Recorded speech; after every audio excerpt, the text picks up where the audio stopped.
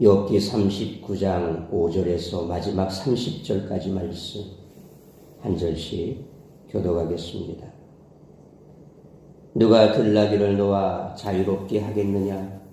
누가 빠른 나귀에 매인 것을 풀었느냐?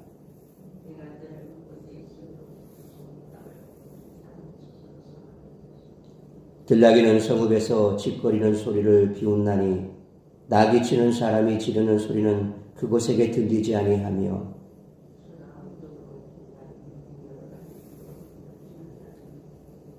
들소가 어찌 기꺼이 너를 위하여 일하겠으며 내 외양간에 머물겠느냐?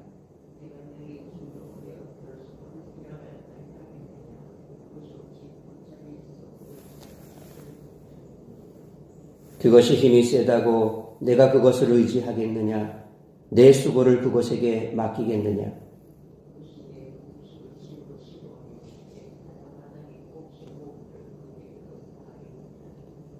타전은 즐거이 날개를 치나 학의 깃털과 날개 같겠느냐?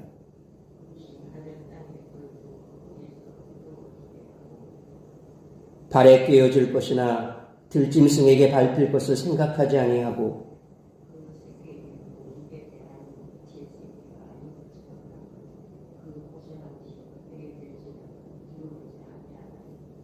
이는 하나님이 지혜를 베풀지 아니하셨고 총명을 주지 아니함이라.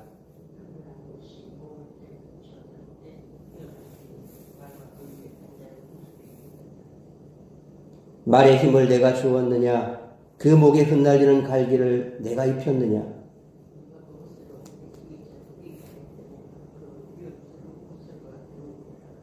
그것이 골짜기에서 발굽질하고 힘 있음을 기뻐하며 앞으로 나아가서 군사들을 맞되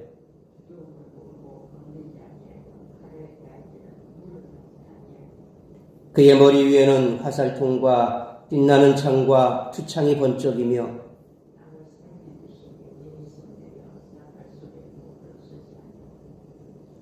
나팔 소리가 날 때마다 힝힝 울며 멀리서 싸움 냄새를 맡고 지휘관들의 호령과 외치는 소리를 듣느니라.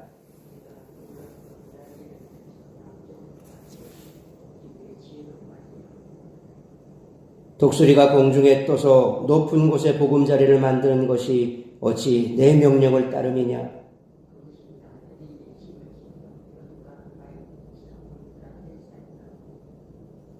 거기서 먹이를 살피나니 그 눈이 멀리 봄이며 그 새끼들도 피를 빠나니 시체가 있는 곳에는 독수리가 있느니라. 아멘. 하나님은 계속 들나귀와 들소, 타조와 군마, 매와 독수리에 대해 말씀하십니다. 여기 언급된 동물들은 고대 근동에서 왕이 사냥하던 동물로 인간 세계의 적대적인 동물입니다. 군마를 제외하고 사람이 살아가는 공간에서 멀리 떨어져 있으며 인간의 삶에 어떤 유익도 끼치지 못하는 부정적이고 위협적인 동물들입니다. 하지만 하나님은 이렇게 고산과 광야에 거주하는 동물들까지 친히 먹이시고 돌보시며 이들에게 살아가는 데 필요한 능력과 지혜를 주셨습니다. 인간의 문명을 비웃으며 사람의 통제를 거부하는 동물들까지 하나님은 관심을 갖고 돌보시며 친히 동물의 주가 되어 주십니다. 그렇게 욥은 이 세상을 인간 중심으로만 보려고 하는 태도를 교정해야 합니다. 하나님은 이 세상을 모든 피조물을 위한 공간으로 만드셨고 이들을 돌보십니다. 하나님이 창조하시고 다스리시는 세상은 사람의 기준에 의해 통제되는 곳이 아닙니다.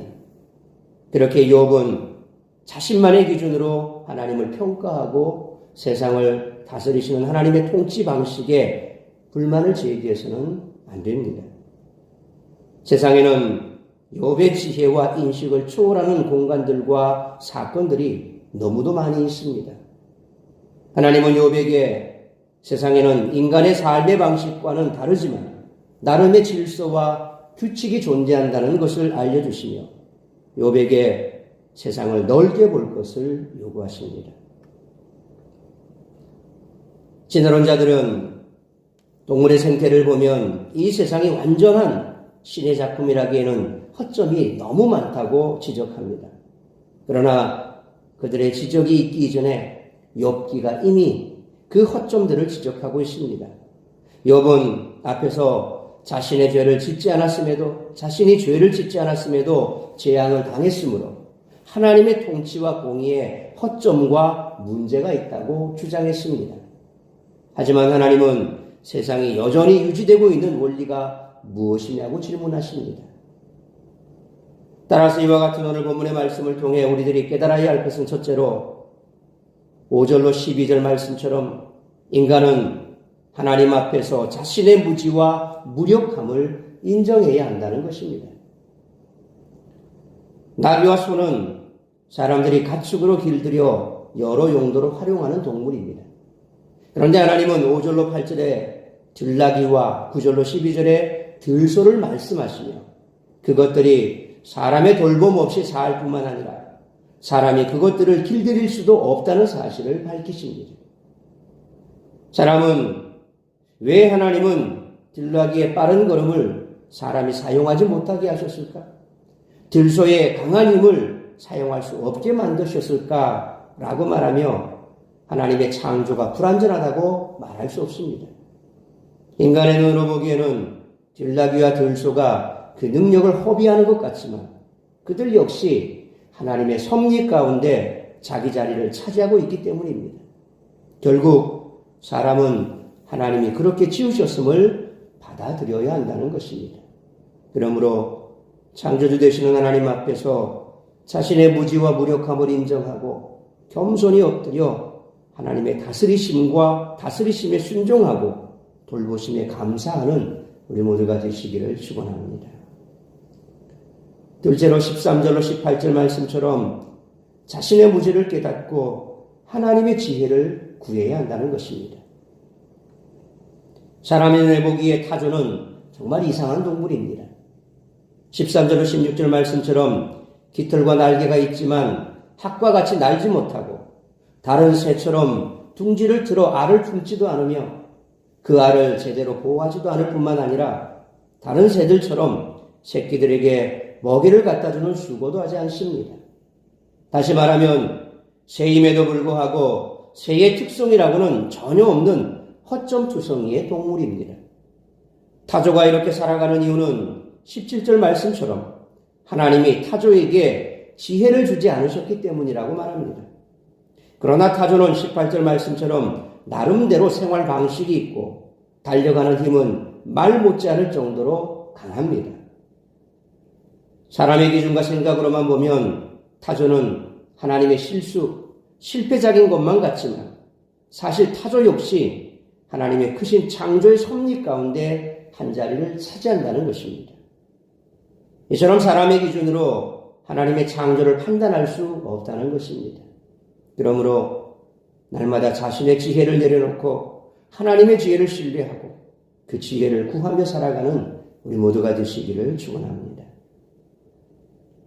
세 번째로 19절로 마지막 30절 말씀처럼 하나님이 부여하신 존재 목적에 충실해야 한다는 것입니다.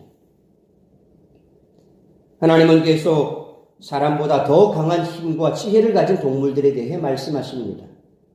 고대 사회에서는 전쟁에서 용맹하게 싸우는 사람이 높은 지위를 갖게 마련이었습니다. 그런데 말은 19절로 25절 말씀처럼 사람보다 더 강한 힘을 가지고 용사보다 더 용맹할 뿐만 아니라 전쟁에서 지휘관들의 명령까지 잘 따르는 동물입니다. 고대 사회의 통치자는 미래에 어떤 일이 일어날 것인가를 먼저 내다보는, 다시 말하면 멀리 내다보는 안목을 가진 사람이었습니다.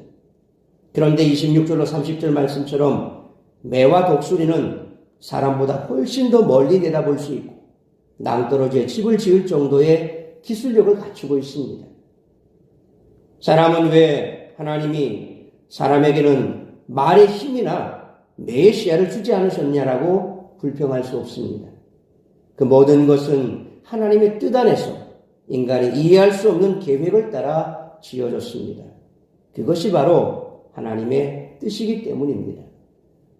그러므로 사람은 하나님의 형상을 따라 모든 피조물을 잘 관리하고 다스리는 사명을 부여받았으므로 하나님이 부여하신 존재 목적을 충실히 성취하는 삶을 살아가는 우리 모두가 되시기를 축원합니다.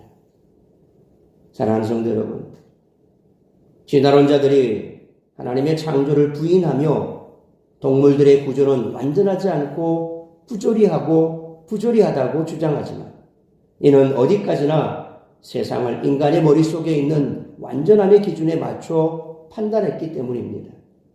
들나귀와 들소의 힘이 낭비되고 새로서의 존재 가치가 의심되는 타조는 나름대로 잘 살며 말과 독수리가 사람보다 뛰어난 능력을 갖고서도 사람의 통치 아래에 있는 이 모든 것이 하나님의 뜻이라는 것이죠. 인간의 기준으로 하나님의 섭리를 판단하는 태도에서 벗어나야 한다는 것입니다. 이와 같이 하나님은 각 짐승마다 특징을 부여하시고 다양한 속에서 전체적으로 조화를 이루며 살아가도록 창조하셨습니다.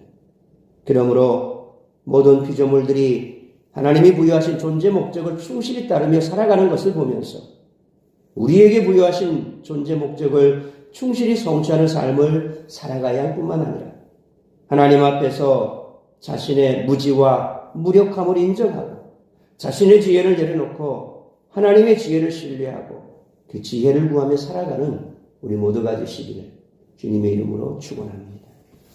기도하겠습니다. 거룩하신 아버지 하나님, 은혜와 사랑을 감사합니다. 오늘도 거룩한 주일, 복된 주일, 말씀으로 예배로 이 하루를 시작하게 하시니 감사합니다. 오늘도 우리에게 주신 말씀 우리가 가슴 깊이 새기며 이 땅을 살아가며 우리가 온 천지 만물을 바라볼 때 때로 우리의 생각으로 우리의 지혜로 알 수 없는 것들이 너무나 많이 있습니다. 특별히 우리 인간을 바라보면 참 연약한 존재들입니다. 세상의 정글의 법칙에 따르면 우리는 초식동물과 같은 그런 연약한 자들입니다.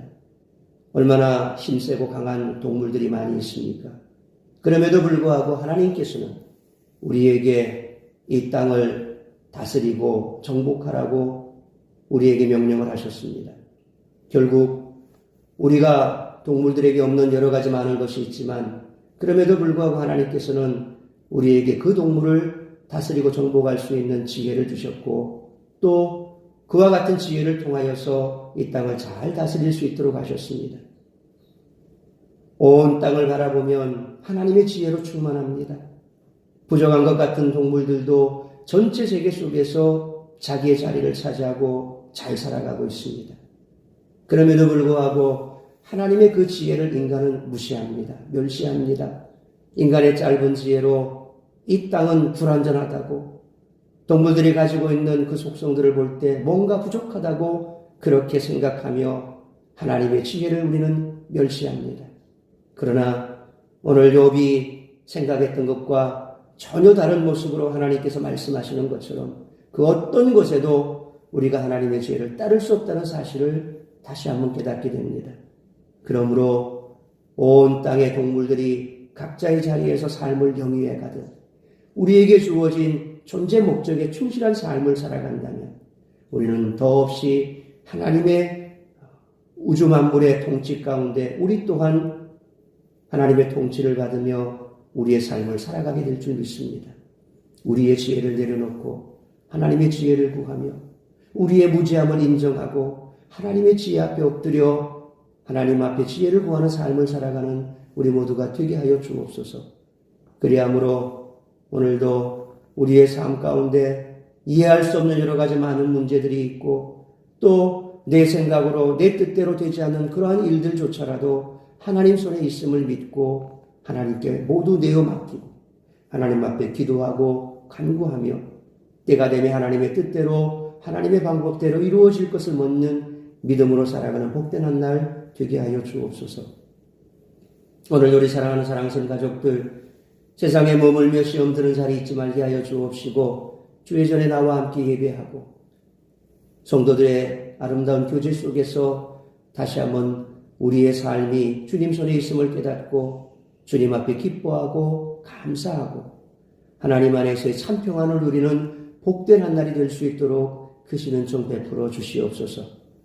오늘도 이 새벽 예배를 시작으로 드려지는 모든 예배 위에 우리 하나님 크신 은혜를 베푸시고 오늘도 우리가 하나님 앞에 기쁨으로 영광의 예배를 올려드리는 복된 예배의 자리가 될 수 있기를 간절히 빌고 소원하오며 이 모든 말씀 살아 역사하시는 우리 주 예수 그리스도 이름으로 기도하옵나이다. 아멘. 주기도문 하겠습니다.